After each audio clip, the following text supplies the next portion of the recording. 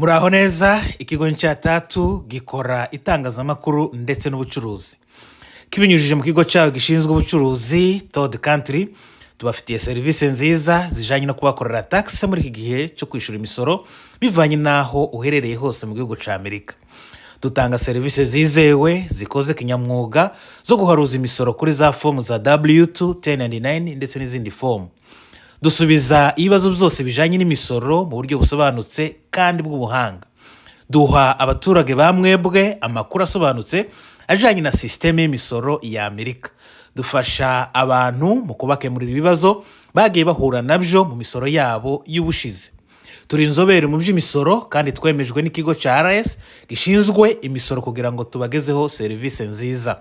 Dutanga inama nziza zibafasha gukoresha imisoro muri systeme y'imisoro igoye gukoreramo. Dutanga serivisi nziza ku bantu bigenga ndetse no ku bigo by'ubucuruzi. Turi inzobere zita ku guharanira inyungu zanyu mu misoro. Mugira umutekano mu mutima ko imisoro yanyu iri mu maboko meza y'abakorera. Dutanga ibisubizo ku misoro ku bantu bwite bijanye n'ibyifuzo bya buri muntu. Mutugane rero muduhe akazi. Mwaduhamagara kuri nimero 602-599-307.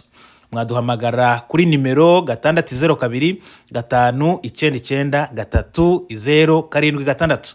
Murakoze, turanabifuriza ibihe byiza muri ibi bihe byo guharuza imisoro mu gihugu cy'Amerika. Bye, murakoze.